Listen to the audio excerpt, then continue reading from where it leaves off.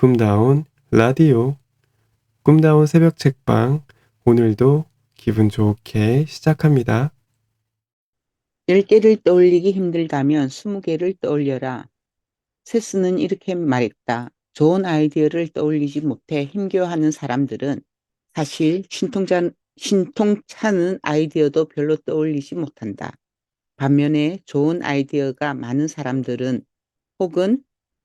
사람들은 황당하고 터무니없는 아이디어를 그보다 몇 배는 더 많이 갖고 있다.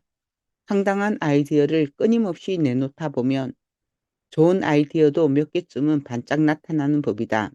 20개가 넘는 회사를 설립해 그중 17개는 실패했지만 남은 3개가 성공한 덕분에 수천만 달러를 벌어들인 제임스 R. 투처 또한 세스 고진의 의견에 동의한다. 그는 미국에서 가장 명성 높은 헤지펀드 매니저이자 기업가 베스트셀러 작가다. 나는 그보다 더 빠르게 거대하고 열성적인 팬덤을 구축한 인물을 본 적이 없다. 제임스는 매일 아침 메모장이나 작은 노트에 아이디어 10가지를 적는 습관을 들이라고 강력하게 권한다. 이 연습은 아이디어 근육은 발달시키고 필요한 상황에서 창의력을 흡수할 수 있는 자신감을 키워준다. 아이디어의 주제는 무엇이든 상관없다. 중요한 건 꾸준한 연습이다. 그는 이렇게 말했다. 아이디어 10개가 떠오르지 않으면 20개를 생각해내면 된다. 우리는 스스로에게 완벽한 아이디어를 꺼내라고 심한 압박을 가한다. 완벽주의자는 아이디어 근육의 적이다. 우리의 뇌는 우리를 보호하기 위해 당황스럽거나 바보 같거나 고통을 줄 것 같은 아이디어가 떠오르는 걸 막으려고 한다. 이런 방어 기제를 차단하는 방법은 내가 터무니없는 아이디어를 떠올리도록 강제하는 것이다. 우리에게 필요한 건 완벽한 아이디어가 아니라 좋은 아이디어라는 사실을 잊지 말자. 무엇이든 떠올려 아이디어 풀을 풍성하게 채울수록 좋다. 좋은 아이디어의 탄생 가능성이 높아진다. 예를 들어 당신에게 책을 쓰기 위한 꽤 좋은 아이디어가 5개 있다고 해보자. 그런데 이제 더 이상 아이디어가 떠오르지 않는다. 이때 터무니없는 생각들이 위력을 발휘한다. 막힌 아이디어의 출구를 찾을 때 제임스와 세스가 즐겨 쓰는 방법이 있다. 우연히 책상 위에 놓인 책 도로시와 오즈의 마법사를 들추면서 도로시와 월스트리트의 마법사라는 이야기를 생각해내는 것이다.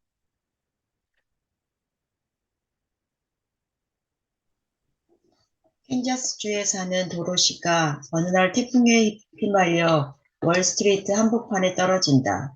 고향집으로 돌아가려면 월스트리트의 마법사를 찾아가야 한다. 그런데 우여곡절 끝에 찾아간 마법사는 도로시에게 초단타 펀드 매니저로 일해볼 것을 제안한다. 이 얼마나 황당한 이야기인가. 하지만 이 어이없는 스토리가 도로시라는 널리 알려진 동화 속 캐릭터를 더 현대적이고 더 매력적이고 더 입체적인 새로운 인물로 만드는 데 도움이 될 수도 있다. 아니, 목록은 점점 불어났다. 그 중에는 분명 도움이 된다. 이 책의 많은 타이탄들이 실제로 이 같은 방법을 크리에이티브한 아이디어를 짜는 데 활용하고 있다. 아이디어가 막혔을 때는 주변의 책장을 둘러보라. 많은 사람들의 사랑을 받은 책도 있고 많은 사람에게 읽히지 않아 안타까운 책도 있을 것이다. 당신을 매료시킨 홍보 카피가 박힌 책도 있고 진부한 제목 때문에 실패한 책도 있을 것이다. 그것들을 서로 결합해 재미있는, 황당한, 누구도 들어보지 못했을 법한 이야기를 쪄봐라. 첫걸음을 뗄 수 있어야 진짜 아이디어다. 제임스를 비롯한 타이탄들의 아이디어 노트는 대부분 2개의 단으로 나뉘어 있다. 한쪽 단에는 아이디어 목록을 기록한다. 다른 쪽 단에는 각각의 아이디어를 끌어가는 첫 번째 단계를 적어 놓는다. 이 첫 번째 단계의 기록이 중요하다. 첫걸음을 떼는 순간 아이디어가 당신을 어디로 이끌어줄지 몹시 흥미로워지기 때문이다. 파격적인 아이디어로 늘 사람들의 관심을 받는 버진그룹의 CEO 리처드 브랜슨을 예로 들어보자. 이제 막 자신의 사업을 한창 시작하던 무렵의 어느 날 그는 자신이 즐겨 이용하는 항공사의 서비스가 그날따라 영 마음에 들지 않았다. 그래서였을까? 문득 아이디어 하나가 떠올랐다. 그는 노트 한쪽 단에 이렇게 적어 넣었다. 항공사를 만든다. 그러고 나자 피식 웃음이 났다. 아직 돈도 없고 아무런 사전 지식도 없는 일개 잡지 발행이니 어떻게 항공사를 만들 수 있단 말인가. 그렇게 웃다가 그는 잠시 숨을 고르고는 노트의 다른 쪽 단에 이렇게 적어 넣었다. 보잉사를 찾아간다. 내가 임대할 수 있는 비행기가 있는지 알아본다.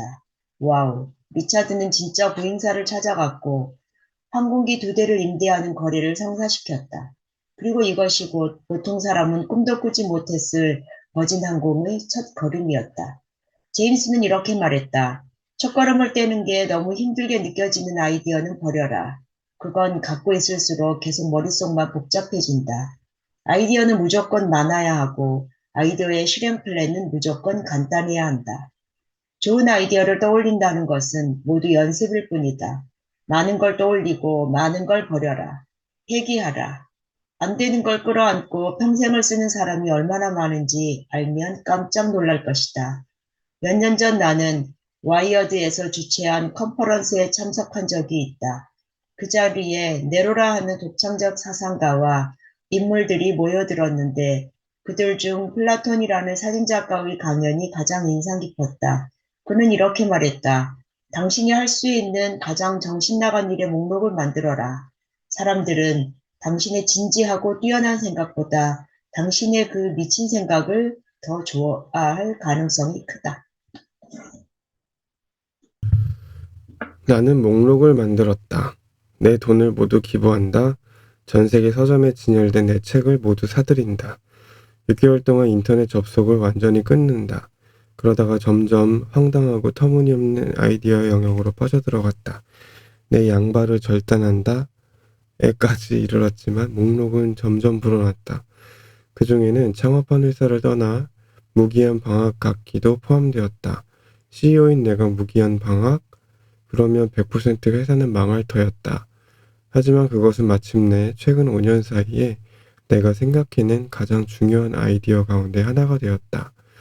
타이탄들이 추천하는 매일 10개 아이디어 만들기 연습. 세스와 제임스를 비롯한 타이탄들은 강조했다. 당신이 떠올릴 수 있는 근사한 사업 아이디어는 1년에 몇 개 안 될 것이다. 중요한 건 재미다. 돈이 될 만한 게 아니라 흥미를 자극할 만한 아이디어를 최대한 작성해야 한다. 이 책에 타이탄들이 추천하는 아이디어 작성 목록은 다음과 같다. 내가 새롭게 만들 수 있는 낡은 아이디어 10가지. 내가 직접 발명할 수 있는 우스꽝스러운 물건 10가지. 인공지능 병기 같은 내가 쓸 수 있는 10권의 책. 구글, 아마존, 트위터 등을 이용한 사업 아이디어 10가지. 내가 아이디어를 보낼 수 있는 사람 10명. 내가 촬영할 수 있는 팟캐스트나 동영상 아이디어 10가지. 중간 상인을 없앨 수 있는 업계 10곳. 다른 사람들은 종교처럼 떨받들지만 나는 동의하지 않는 10가지 물건 브랜드나 가치, 대학 진학, 내 집 마련, 메이저리그, 스마트폰 등. 내가 예전에 쓴 짧은 메모나 게시물들을 이용해 돈을 벌 수 있는 10가지 방법. 친구가 되고 싶은 전혀 모르는 사람 10명. 그런 다음 그들과 연락하는 첫 번째 단계가 무엇인지 모색한다. 어제 배운 것 10가지. 오늘 평소와 다르게 할 수 있는 일 10가지. 시간을 절약할 수 있는 10가지 방법. 전혀 다른 이야기를 찾아내라. 결국 모든 아이디어는 이야기를 위해 존재한다. 큰 성공을 거둔 인물들의 공통점 중 하나는 많은 사람들을 사로잡는 매력적인 이야기를 가졌다는 것이다. 아이디어는 이야기의 입구와도 같다. 세스 고디는 이렇게 말했다. 우리는 잠잘 곳도 먹을 것도 풍족한 곳에 사는데 자꾸만 잘못된 것들을 떠올리는 악순환에 빠지곤 한다. 얼마나 많이 거절당했는지, 일이 제대로 풀리지 않은 경우나 얼마나 많았는지를 시도 때도 없이 떠올린다. 누군가의 마음을 상하게 하거나 배신하거나 실망시켰던 일들 또한 기회만 되면 떠올린다. 도대체 왜 그래야 할까? 왜 그것들을 기억해야 할까? 그런 기억들이 우리를 더 나은 사람으로 만들어줄까? 그럴 리 없다. 그럼에도 우리는 이 악순환에 매달려 있다. 매력적인 생각이 떠오를 시간이 없다. 세스에 따르면 좋은 아이디어를 생각해낼 수 있는 마인드와 환경을 갖기 위해선 먼저 일이 굉장히 잘 풀릴 경우를 떠올려야 한다. 위험을 감수하고 모험을 감행했던 가슴 벅찬 시간을 떠올려야 한다. 누군가의 하루를 환하게 밝혀줄 수 있었던 뿌듯한 순간을 떠올려야 한다. 그렇게 한 순간 우리는 우리 스스로를 세상에 영향을 미칠 수 있는 사람으로 재정립할 수 있게 된다. 그리고 마침내 내게 어울리는 이야기를 풀어낼 아이디어를 떠올리게 된다. 그리고 그 아이디어로 이야기를 만들어 세상을 사로잡게 된다. 데스는 다시 이렇게 덧붙였다. 당신 머리와 가슴 속에 있는 이야기가 당신 삶에 울림을 주지 못하면 즉시 사용을 멈춰라. 이 책에 등장하지 않는 크리에이티브 디렉터들과 창의적인 아티스트들 또한 세스에게 동의하며 말했다. 아이디어는 당신에게 주어지는 게 아니다. 당신이 직접 선택하는 것이다. 자신의 내면을 깊게 파고 들어가 아직 하지 못한, 차마 하지 못했던 전혀 다른 이야기를 찾아내라. 그러면 당신은 게임의 판도를 바꿔놓을 수 있다. 아이디어의 굶주린 곳으로 가라. 엄마와 아이들 사이에서 선풍적인 인기를 모은 바 있는 디자이너 린 고든은 이렇게 말했다. 아이디어를 갖고 성공적인 사업을 하고 싶다면 답은 하나다. 아이디어가 넘치는 곳이 아니라 아이디어의 굶주린 곳으로 가라. 린 고든은 여러 해 동안 장난감과 영유아를 위한 물건을 디자인하는 사업을 운영해 왔다. 그런데 그녀의 사업은 늘 난관에 부딪혔다. 미국의 장난감 회사들이 좀처럼 그녀를 사업 파트너로 인정하려 하지 않았던 것이다. 무리도 아니다. 대형 장난감 회사들에게 린 고든이 제안하는 것 말고도 엄청난 아이디어들이 이미 한가득 쌓여 있기 때문이다. 린은 친분이 두터운 세스 고든에게 이런 고민을 털어놓았다. 그러자 세스는 그녀를 설득하기 시작했다. 린, 나랑 같이 책 사업이나 하는 게 어때? 출판업계에는 제대로 보수도 못 받는데도 정말 똑똑한 사람들이 매일같이 자기 책상 위에서 다음 아이디어를 발견하기를 기다리고 있다고. 아마도 그들은 너가 팔려는 걸 사고 싶어 혈안이 될걸? 세스의 조언이 있고 난 2달 후 리는 어린이들의 창의적 활동을 돕는 52 활동 카드 시리즈를 만들어냈다. 그리고 그녀는 출판사를 통해 전 세계적으로 500만 세트 이상의 카드를 팔아치웠다. 최초 10명에게 보내라. 앞에서 타이탄들이 추천한 아이디어 작성 목록을 살펴보면 유난히 눈에 띄는 리스트가 하나 있다. 내가 아이디어를 보낼 수 있는 10명이다. 이는 무슨 뜻일까? 세스가 명쾌한 답을 제시한다. 사람에게 보여주고픈 아이디어가 생겼다면 10명에게 말하고 보여주고 공유하라는 것이다. 이때 그 10명은 이미 당신을 신뢰하고 좋아하는 사람들이어야 한다. 만일 그들이 자기가 보고 들은 걸 다른 사람에게 말하지 않는다면 그건 당신의 아이디어가 별로 마음에 들지 않았다는 얘기다. 그러면 처음부터 다시 시작해야 한다. 그들이 다른 사람에게 소문을 내기 시작한다면 이제 당신의 아이디어는 궤도에 올랐다고 봐도 된다. 엄청난 것을 만들려면 아주 작게 시작하라. 아이디어를 떠올릴 때도 우리는 작게 시작해야 한다. 매 순간 내가 남길 수 있는 가장 작은 족적은 뭘까? 내가 시간을 들일 가치가 있는 가장 소소한 프로젝트는 내가 영향을 미칠 수 있는 가장 소규모 집단은 어디에 있을까? 등을 자문해 볼 것을 타이탄들은 권한다. 가장 작은 것을 달성하기 쉽기 때문이다. 세스는 마지막으로 이렇게 조언했다. 우리는 가능하다면 큰 걸 고르고 싶어 한다. 큰 것 속에는 숨을 곳이 많기 때문이다. 성공하고 싶다면 바로 숨어 있지 마라. 사람들이 당신을 찾을 수 있는 장소에 항상 있으라. 그곳에서 구명정이 몇 척 없는 사람들과 항해를 시작하라. 원하는 곳에서 원하는 방식으로 하라. 구글의 임원을 지냈던 크리스 사카는 2015년 포브스의 커버 스토리를 장식했다. 그 이유는 로우케이스 아이 오브 로우케이스 캐피탈 때문이다.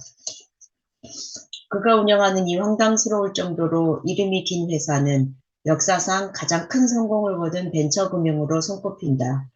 크리스는 또한 트위터, 우버, 인스타그램, 킥스타터를 비롯한 수십 개 기업의 초기 투자자로 상상을 초월하는 부를 축적했다. 원치 않는 곳에 있지 마라. 사람들은 크리스를 실리콘밸리의 전설적 투자자로 꼽는다. 그런데 특이한 사실이 하나 있다. 그는 실리콘밸리가 있는 샌프란시스코에 살지 않는다는 것이다. 그는 트러키라는 시골 마을에 있는 통나무집에서 산다. 첨단 기술과 투자와는 전혀 거리가 먼 스키와 하이킹을 즐기기에 맞춤한 곳에 전설적 투자자가 살고 있다는 건 어떤 의미일까? 그는 이렇게 말했다. 공격적인 삶을 살고 싶었다. 끊임없이 커피를 들이키며 하루를 보내는 대신 좀 더 삶의 본질적 가치에 집중할 시간을 갖고 싶었다. 내가 배우고 싶은 걸 배우고 만들고 싶은 걸 만들고 진심으로 성장시키고 싶은 관계에 투자하고 싶었다. 돈을 많이 벌어 아름다운 휴양지에 의리의리한 별장을 마련하는 벼락부자와 그는 아무 상관이 없다. 그가 이 통나무집으로 온 것은 아직 투자 게임에서 돈을 벌지 못했던 젊은 시절의 일이다. 모두가 실리콘밸리로 모여들 때 그는 가까스로 돈을 빌려 이곳으로 온 것이다. 크리스는 지금껏 자신의 삶에서 이 통나무집을 산 것을 최고의 투자로 꼽는다. 돈을 벌려면 내가 지금 어디에 있는지 아는 게 무척이나 중요하다. 내가 원하는 곳에 있어야 내가 원하는 방식으로 돈을 벌 수 있다. 원하는 방식으로 돈을 벌지 않으면 돈을 벌어도 행복해지지 않는다. 높은 연봉을 받을 수 있었지만 그는 대도시, 고층 빌딩 숲, 전화벨, 서류 더미, 회사 회의에서의 탈출을 선택했다. 매달 꼬박꼬박 대출을 갚아야 하는 신세였지만 원하지 않는 모임에 출석해야 한다는 압박감에서 벗어났다. 참석하고 싶지 않은 조차 모임이나 즉흥적으로 밤늦게까지 벌어지는 술자리에서 풀려났다. 그 대신 그의 시골집은 점점 입소문이 나면서 젊고 유명한 창업가들이 창조적 아이디어 구상을 돕는 아지트가 되었다. 그들은 작은 욕조와 좁은 침대이긴 하지만 창밖으로는 아름다운 풍경이 펼쳐지는 크리스의 오두막에서 뜻을 같이 하는 사람들과 인생의 중요한 가치들에 대해 마음껏 대화하고 머리를 식히고 마음을 힐링했다. 그것은 친밀한 우정과 돈독한 신뢰, 연대감, 공감, 크리에이티브한 협업의 밑바탕이 되어 주었고 결국 돈을 벌어다 주었다. 우버와 트위터, 인스타그램과 킥스타터는 그렇게 탄생했고 그의 시골집엔 이제 창업가들은 물론 늘 영감을 필요로 하는 작가들과 아티스트들의 분주한 발걸음이 이어지고 있다. 크리스는 이렇게 말했다. 인생에는 두 가지 패턴이 존재한다. 공격적인 삶과 수비적인 삶이다. 돈을 잃고 싶지 않다면 수비적인 삶을, 돈을 벌고 싶다면 공격적인 삶을 살아야 한다. 수비적인 삶은 내 삶을 타인에게 맡기는 것이다. 공격적인 삶이란 내가 내 삶의 조건들을 주도해 나가는 삶이다. 이 둘 중 어느 것을 선택해도 좋다. 단, 돈을 벌고 싶다면 공격적인 삶을 살아야 한다. 승부를 결정하는 골은 대부분 공격수들이 넣기 때문이다. 크리스는 오늘의 할 일 목록을 대신에 오직 나만의 할 일 목록을 만들 것을 주문했다. 아침마다 타인에게 받은 메일함을 뒤지는 건 수비적인 삶이다. 메일함을 빠져나와 나만의 할 일 목록으로 삶의 중심을 옮기는 것. 그것이 성공의 첫걸음이다. 크리스는 미소를 지으며 이렇게 덧붙였다. 돈을 벌려면 투자를 해야 하고 모든 투자는 사람에게 하는 것이다. 누구에게 투자해야 할지 모르겠다면 주위를 둘러보라. 출퇴근에 두세 시간씩 걸리는 먼 곳에 살면서도 표정이 밝은 사람이 있다면 그가 바로 당신이 찾고 있던 사람이다. 수준 높은 모임에 최대한 참석하라. 돈을 벌려면 최대한 많이 배웠고 최고의 능력을 키워야 한다. 이를 위해 먼저 원치 않는 모임들을 지우는 데 성공했다면 이제 자신이 진짜 참석해야 할 모임을 찾아야 한다. 크리스는 이렇게 조언했다. 초대받지 않았지만 내가 가고 싶은 모임엔 최대한 참석해서 어떻게 하면 그 자리에 있는 사람들에게 도움이 될지 방법을 찾아야 한다. 당신이 왜 그 자리에 있는지 다른 사람들이 의아해하면 그냥 모르는 척 메모를 시작한다. 그 모임과 관련해 찾을 수 있는 모든 내용을 다 읽고 자신의 제한적 직무 안에서는 얻을 수 없는 전반적인 지식을 얻어내야 한다.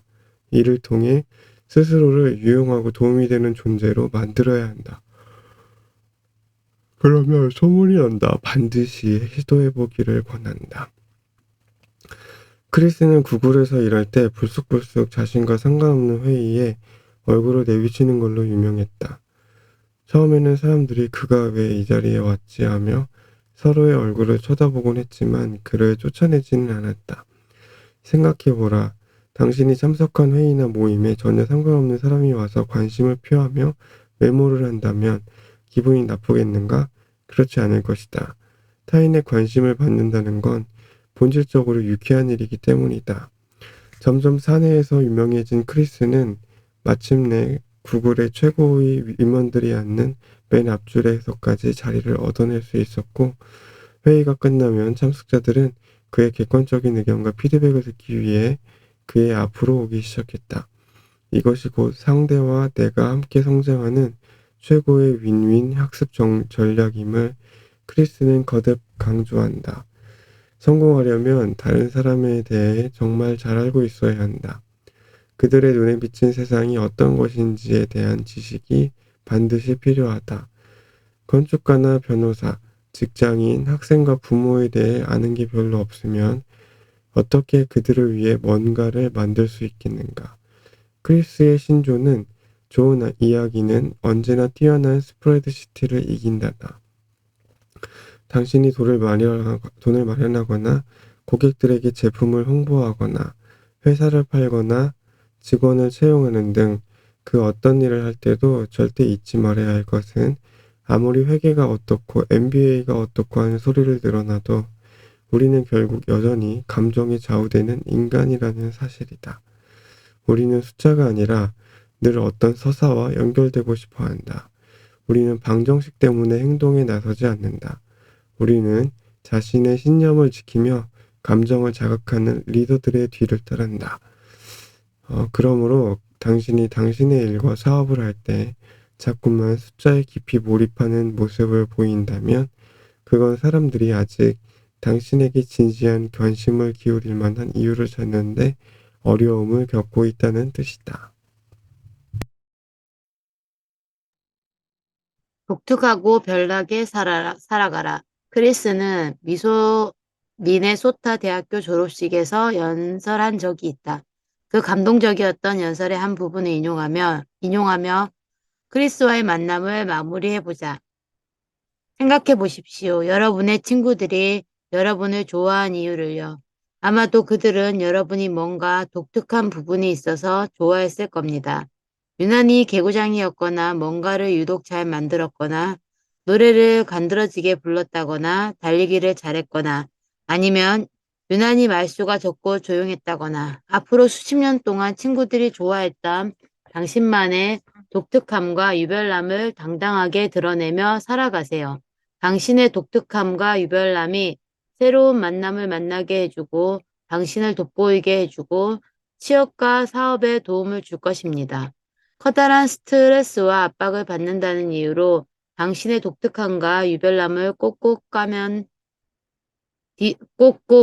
뒤에 숨겨놓지 마십시오. 그러면 타인과 똑같은 얼굴로 살게 됩니다. 유별나게 살다 보면, 독특하게 살다 보면 최고의 행복을 발견하게 될지도 모릅니다. 진숙쌤 찾으셨어요? 읽어주세요.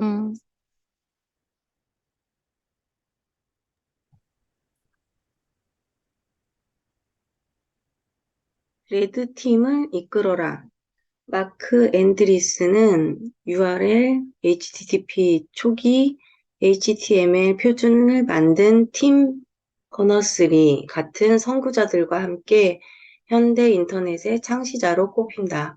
그가 제품을 만들어 내놓을 때마다 세상은 바뀌었다. 첨단 디지털 시대를 이끈 그보다 더 매력적인 아이콘을 찾아내기란 쉽지 않다. 그는 엄청난 영향력을 발휘한 모자이크 브라우저를 개발했고 넷스케이프를 공동 설립했다. 넷스케이프는 훗날 $42억 AOL의 됐다. 그 뒤 마크는 라우드 클라우드라는 회사를 만들어 이를 옵스웨어라는 이름으로 휴렛 패커드에 16억 달러를 받고 팔았다. 그는 10억 명 이상의 사람들이 사용하는 소프트웨어를 만들고 수십억 달러 규모의 기업을 다수 설립한 아주 드문 인물들 중 하나가 되었다.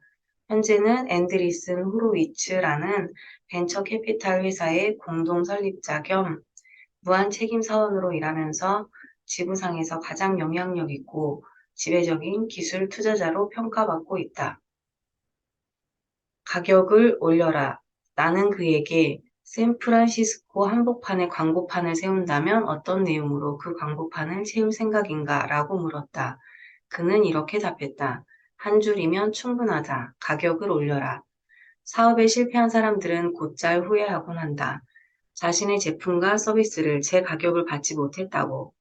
고객의 지갑을 열려면 무엇보다 가격이 저렴해야 하기 때문에 신제품 개발과 마케팅 비용을 감당할 수 있는 수준의 가격을 책정하는 건 불가능한 시대라고 그들은 굳게 믿고 있다. 하지만 마크의 생각은 다르다. 당신이 뭔가를 팔아서 돈을 벌고자 하는 사람이라면 한 가지를 반드시 머릿속에 새겨야 한다. 사람들이 내 제품을 사지 않는 건 더 많은 돈을 지불하고서라도 내 것보다 더 좋은 걸 사려고 기다리고 있는 것이다. 그러면 문제 정의가 달라질 것이다. 당신의 물건이 비싸서 안 사는 게 아니다. 더 좋은 걸 사려는 것뿐이다. 마크는 가격을 충분히 올려야 한다고 생각한다.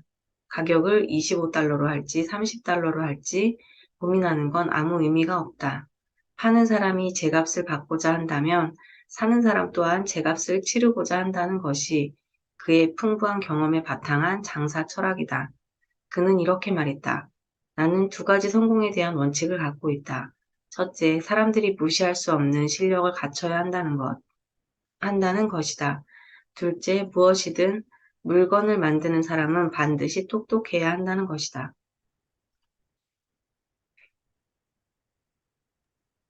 똑똑한 사람들을 어디에서 찾을 것인가? 성공을 위한 마크의 가장 큰 노력은 가장 똑똑하고 실력을 갖춘 인재가 물건을 만들게 하는 것이다. 그런 인재들은 어디에 존재할까? 마크에 따르면 그들은 어디에나 존재한다. 그들은 오라클, 세일즈, 포스타금, 어도비, 애플, 인텔 등의 회사에서 일하고 있다. 아니면 맥도날드 매장에서 아르바이트를 하고 있다. 보험사나 은행에서 일하고 있다. 어디서 뭘 하고 있든 상관없다. 마크는 이렇게 말했다. 가장 중요한 것은 그들이 회사에서 퇴근해 무엇을 하느냐다. 우리는 그들의 낮 시간에는 관심이 없다. 10중 8구 그들은 돈을 벌기 위해 회사에서 시키는 일들을 하고 있을 테니까. 우리가 집중하는 건 그들의 취미가 무엇이냐다. 밤 시간과 주말에 그들이 매달려 하고 있는 일이 무엇인지를 끈질기게 추적 관찰해 정보를 얻는다. 뭔가 우리가 전혀 생각지도 못한 흥미로운 일을 하고 있는 사람, 그 사람이 우리에게 엄청난 돈을 벌어다 줄 사람이다. 철저하게 부숴줄 힘이 필요하다. 마크의 회사에서 가장 스마트하고 똑똑한 직원들은 모두 별도의 의사결정 투표나 합의 없이 계약을 체결할 수 있는 권한을 가진다. 어떤 프로젝트나 계약을 가장 가까운 거리에서 담당해온 사람이 그 일에 대해 가장 잘 알고 가장 잘 성공시킬 수 있는 가능성이 크다는 믿음에서다. 다만 마크는 레드팀을 고용해 그들을 테스트한다. 레드팀은 기업이 직면할 수 있는 다양한 상황을 시뮬레이션을 통해 객관적으로 사전 예측하고 취약점을 포착해 전략을 재검토하고 대안 분석을 통해 의사결정자에게 새로운 통찰력을 제공하는 역할을 한다. 그는 이렇게 말했다. 처음엔 레드팀 운영이 어려웠다. 같은 동료들끼리 약점을 파고들어 서로 자칫 모욕으로 빠지기 쉬운 비판을 주고받는 게 쉬운 일은 아니었다. 그래서 나는 나와 함께 창업한 벤 호로위츠를 시범 케이스로 삼았다. 나는 벤이 새로운 계약이나 프로젝트 건을 가져올 때마다 무조건 먼저 그 내용을 호되게 비판했다. 속으로는 정말 좋은 아이디어라는 생각이 들어도 일단 심한 말로 흡신 두들겼다. 그래야 다른 사람들도 자기 속내를 털어놓는 법이니까 말이다. 그렇게 뜨겁게 싸우다가 마지막에 이르렀어도 벤이 주먹으로 탁자를 탕탕 빌어먹을 이건 정말 괜찮은 거래라니까 하고 외치면 박수를 쳐주고 퇴장한다. 벤도 나한테 똑같이 그런다. 이는 거의 고문에 가까운 테스트다. 그러다 보니 점점 사내에 레드팀 문화가 정착되기 시작했다. 비판하는 사람도 그것을 달게 받는 사람도 모두 자기 자신과 상대, 회사를 위해 기여하고 있다는 걸 깨닫는 순간 우리는 성공을 직감한다. 마크는 기업이든 개인이든 간에 레드팀이 반드시 필요하다고 강조한다. 개인이라면 세 다섯 명 정도 반대편에 서서 나의 가장 소중한 신념과 철학을 처절하게 부숴줄 팀이 필요하다.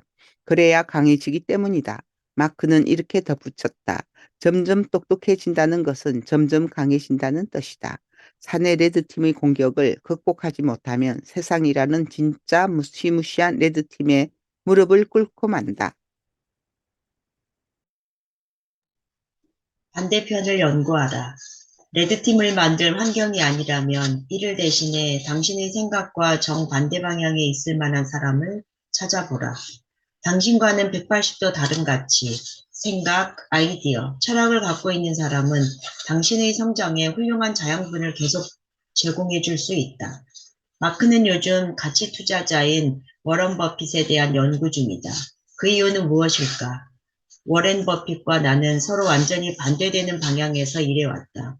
기본적으로 워렌은 변화를 거스르는 쪽에 돈을 번다. 그리고 우리 회사는 변화에 돈을 번다. 만일 그가 실수를 한다면 그것만 비춰 그가 예상치 못한 뭔가가 변했기 때문이다. 우리가 실수를 한다면 그건 우리가 생각했던 변화가 일어나지 않았기 때문이다. 이렇게 놓고 보면 워렌과 나는 더 이상 전혀 다른 존재일 수가 없다는 사실을 깨닫게 된다. 오히려 그와 나는 아주 중요한 공통점을 갖고 있다는 사실 또한 알게 된다. 그와 나는 독창적인 생각을 지향한다. 그리고 그와 나는 항상 반대편을 살펴봄으로써 내 편에 있는 사람들이 동의하는 것, 그래야만 한다고 생각하는 것에 가려진 실체를 보고자 노력한다. 성공하고 싶다면 당신도 이 같은 경험을 해야 할 것이다. 강력한 의견, 침착한 태도. 강력한 의견과 침착한 태도를 가져라. 이 문장은 오랫동안 마크의 트위터 프로필이었다. 그에 따르면 성공의 가장 큰 적은 합의다. 대부분 사람들은 살면서 어떤 일에 대해 자신의 강력한 의견을 개진하거나 발전시키거나 구체적으로 진행시켜 본 경험이 없다. 늘 상대와의 합의를 더 중시해 왔기 때문이다. 그래서 레드팀의 존재가 절실한 것이다. 레드팀을 통해 우리는 더 강력한 의견을 소유할 수 있게 되고 일반적 통념과 완전히 반대되는 것을 찾는 습관을 들이게 된다. 마크는 이렇게 말했다. 흔히 실패라고 하면 돈만 잃는 것으로 생각하기 쉽다. 틀렸다. 돈뿐 아니라 시간도 잃는다. 따라서 우리는 늘 2배로 위험한 도박을 하고 있는 것이다. 그런 만큼 강력한 확신을 갖고 있어야 한다. 강력한 의견과 확신을 키우는 동시에 우리는 침착한 태도와 평정을 유지할 수 있어야 한다. 세상은 예측 불가능한 일이 비일비재하게 일어나기 때문이다. 내가 이 책을 쓰기 위해 만난 타이탄들도 침착한 태도의 중요성을 강조한다. 당신이 그들을 초대한다면 그들은 어떤 주제를 놓고 당신과 필사적으로 논쟁을 벌일 것인가? 당신과 함께 저녁 식사 자리에 나온 당신 친구들의 얼을 쏙 빼놓을 것이다.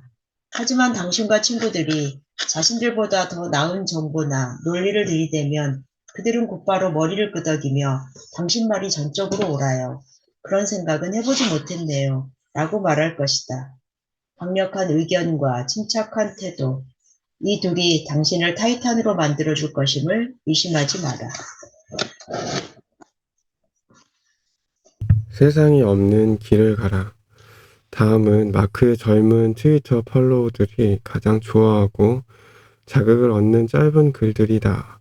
나만의 길, 세상이 없는 길을 가는 사람들에게 좋은 동행이 되어주리라 생각해 마지막으로 몇 개 소개해본다. 소용에 닿는다면 갖고 가라. 지금 몹시 힘겨운 상황이라면 전신 거울을 들여다보라. 당신의 모든 근육과 자세가 앞을 향해 있는가? 그렇다면 당신은 멈추지 않는 사람이다. 내 목표는 빨리 실패하지 않는 게 아니다. 장기적으로 성공하는 것이다. 이 둘은 하늘과 땅만큼 서로 다르다. 아무도 모르는 걸 나만 아는 것이 독창성이 아니다. 독창성은 아주 소수의 사람만이 아는 것을 아는 것이다. 반짝 성공에 그치는 이유는 하나다. 한번 성공하고 나면 이봐, 지금 네가 갖고 있는 아이디어가 얼마나 시시한 줄 알아? 라고 말해줄 사람들이 사라지기 때문이다.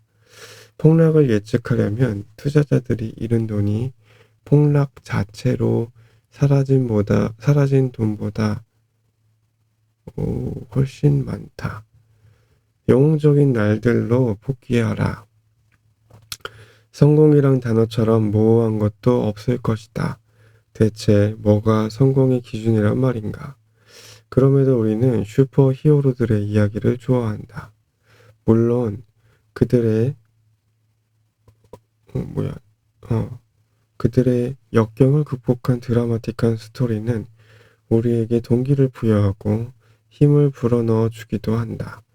하지만 우리는 늘 이렇게 말하는 것도 잊지 않는다. 그건 진짜 영웅들에게는 가능한 일이지. 난 지극히 평범한 사람인걸. 그렇다. 당신과 나는 슈퍼 히어로가 아니다. 하지만 그와 동시에 늘 평범한 사람도 아니다. 2013년 내게 일어난 일들. 2013년은 내게 유난히 힘든 해였다. 그해 내가 만든 노트를 보면 그해 어느 3개월 동안 내가 얼마나 힘들었는지 구체적으로 나타나 있다. 나는 드라마를 보며 눈물을 흘리곤 했다. 일주일에 2, 3일은 지각을 했다. 모든 걸 버리고 몬트리올이나 세비야, 아이슬란드로 탈출하는 것을 진지하게 고려했다. 비관적인 생각을 떨치지 못해 난생 처음으로 심리치료사에게 상담을 받았다. 긴급한 업무가 있음에도 웹서핑을 하는데 시간을 썼다. 매일 카페인을 너무 많이 섭취했다. 평균 8잔의 커피를 하루에 마셨다. 일주일 내내 똑같은 청바지만 입고 다녔다.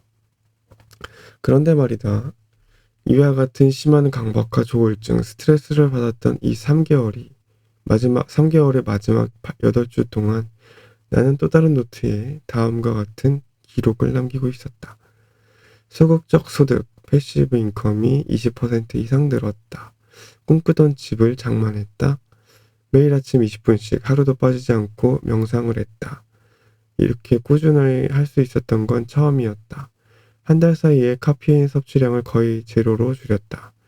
불우아동을 좀 돕는 자선기금 캠페인을 통해 10만 달러를 모았다. 지난 10년간 체결한 계약들 중 가장 흥미로운 비즈니스 계약을 성사시켰다. 근육량이 9kg 정도 늘었다. 조울증은 기업가 생활의 일부일 뿐이라는 사실을 새삼 깨달았다. 가까운 사람들에게 더 친근한 느낌을 갖게 되었다. 어떻게 이럴 수 있었을까? 거의 같은 시기에 이처럼 완전히 상반되는 일들이 내 삶에 있었다니. 결론은 앞에서도 말한 바와 같이 하나다. 슈퍼 히어로들은 존재하지 않는다.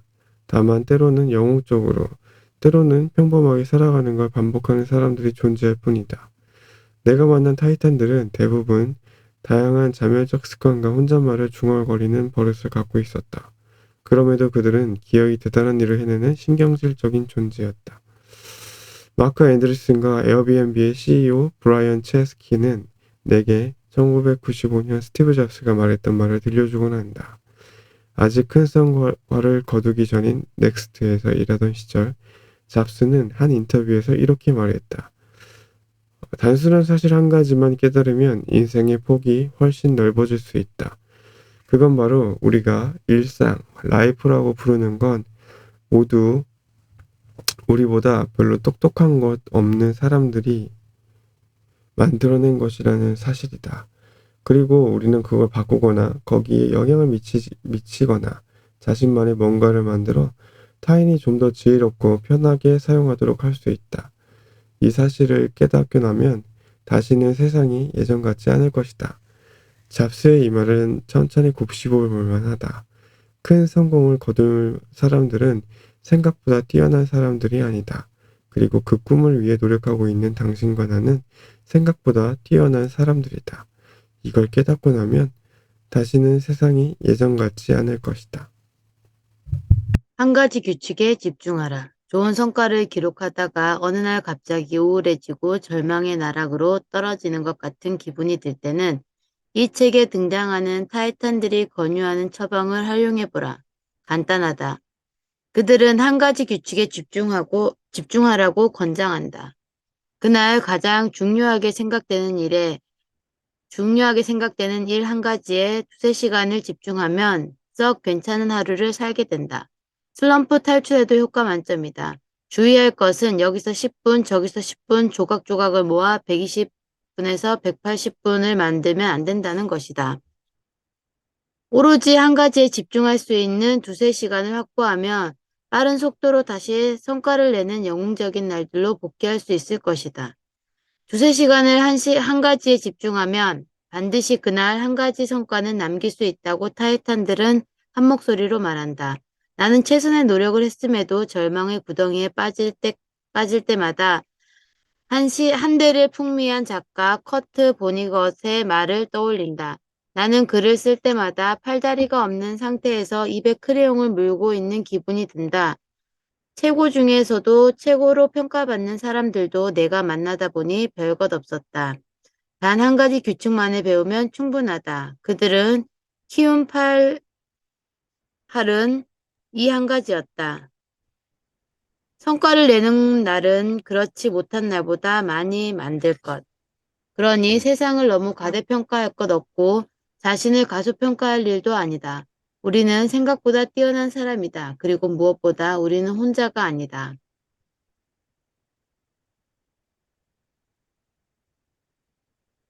눈에 잘 띄는 곳에 존재하라. 1947년 오스트리아에서 태어난 아놀드 슈워제네거는 20살에 미스터 유니버스 타이틀을 획득한 최연소 보디빌더로 기록되었다. 1968년 미국으로 이민을 가 미스터 유니버스 타이틀 5개와 미스터 올림피아 타이틀 7개를 획득한 뒤 은퇴한 그는 영화배우의 길로 나선다. 1982년 코난을 통해 영화에 데뷔한 그는 지금껏 전 세계적으로 30억 달러 이상의 수익을 올린 배우가 되었다. 나아가 2003년에서 2010년까지 캘리포니아 주지사로서 봉사했고 더 나은 세상을 만들기 위한 아이디어를 찾기 위해 다양한 계층의 리더들과 협업하고 있다. 나는 이기러 나간다. 아놀드는 언제나 자신감에 차 있는 사람이다. 19살 때 첫 보디빌딩 대회에 나가 우승한 직후 찍은 그의 사진을 보면 새파랗게 어린 나이임에도 자신감 하나만은 압도적으로 빛나고 있다. 그는 그런 도도한 자신감이 어디서 나오는지 묻는 내게 이렇게 답했다. 내 자신감은 비전에서 나온다. 자신이 도달하고자 하는 지점에 명확한 청사진을 갖고 있는 사람은 극한 고통을 버텨낸다. 사소한 장애물 따위에 걸려 넘어지지 않는다. 내 비전은 이길 수 있다였다. 나는 경쟁하러 경기에 나간 게 아니다. 이기러 나간 것이다. 그래서 나는 상대가 느끼는 가장 큰 고통보다 한 걸음 더 진한 극한점까지 가 있을 줄 알았다. 아놀드는 함께 대회에 출전한 경쟁자들에게 이런 말을 하고 다녔다. 뭐 하나 물어봅시다. 혹시 무릎 부상이나 뭐 그런 걸 당한 적 있나요? 그러면 경쟁자들은 어이가 없다는 듯 피식 웃었다. 아니요, 왜요? 난 무릎을 다친 적이 없는데. 아놀드가 다시 말했다. 아, 그렇군요. 되게 허벅지가 나보다 얇은 것 같아서요. 혹시 부상을 당해 제대로 훈련을 하지 못한 건 아닌가 싶었습니다. 실례했소. 아놀드의 갑작스러운 방문을 받은 선수들은 계속 전신 거울 앞을 서성이며 자신의 허벅지 상태를 확인한다. 그러고는 결국 그에게 진다. 아놀드의 심리적 공격에 맥없이 무너진 것이다. 아놀드는 믿기 힘들겠지만 이런 방법을 쓰면 쉽게 경쟁자들을 떨쳐낼 수 있다고 강조한다. 상대를 넘어뜨리고 싶으면 이렇게 말하라. 최근에 몸이 좀 부은 것 같네요. 무슨 고민 있어요? 지난주만큼 활력이 넘치는 것 같지 않네요. 그러면 당신이 이길 확률은 엄청나게 커진다. 아놀드는 실력의 차이가 승리를 만드는 게 아니라고 설명한다. 치열한 경쟁 사회에서 실력의 우열은 큰 의미가 없다. 중요한 건 승리는 경쟁하러 나온 사람이 아니라 이기려고 나온 사람이 갖고 간다는 것이다. 사소한 것처럼 보이긴 하지만 아놀드의 심리 전술은 정말 일리가 있다. 네, 저희 여기까지 하도록 하겠습니다. 네. 버티는 자가 이기는 것 같는데, 그죠? 내일이 궁금하네요. 네, I'll narrow it down. I'll narrow it down. narrow가 좁은 거잖아요. 제가 그 범위를 좁혀 나갈게요. 이렇게. I will narrow it down. 뭐 이것저것 많은 거보다 하나 이렇게 범위를 좁혀 나갑시다. I'll narrow it down. I will narrow it down. 자, narrow it down. 네, I'll narrow it down. I'll narrow it down. 제가 범위를 좁혀 나갈게요. I'll narrow it down. I'll narrow it down. 어쨌든 내가 내가 이끌어가는 거죠. 내가 먼저 치고 나가는 거. I'll narrow it down. 이거는 이제 다른 모든 상황에서 쓸 수 있는 말이지만 저는 그렇게 쓰면 좋을 것 같아요. 내가 먼저 말하는 거죠. I'll narrow it down. I'll give you another option. 그러니까 여기서도 말한 것처럼 패시브하게 받아들이는 게 아니라 내가 먼저 액티브하게 나가는 거죠. 네. I'll narrow it down. narrow it. 네에 이제 강세가 있습니다. I'll narrow it down. 네, 그럼 사진 찍겠습니다. 준비하시고요. 하나, 둘, 셋. 네, 감사합니다. 오늘 서울 잘 다녀오시고요. 감사합니다. 잘 다녀오세요.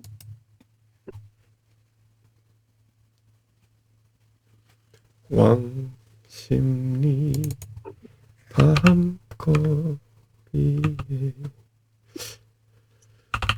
오늘이 2월 22일이네요. 이땡땡. 저 생일이에요. 네? 축하해주세요. 어머, 대박. 이거 노래 불러야 되잖아. 축하드려요. 하나, 둘, 셋, 넷. 생일 축하합니다. 생일 생일 축하합니다. 사랑하는 사랑하는 삐삐삐. 생일 생일 축하합니다. 축하합니다. 와우, 생일 생일 빵, 축하드려요. 빵, 빵, 빵, 빵. 네, 어떻게 생일빵 좀 드려요, 이렇게. 아름다운 아침입니다. 그러게요. 감사합니다. 아유, 좋은 날 축하해. 되세요. 특별히. 네, 감사합니다.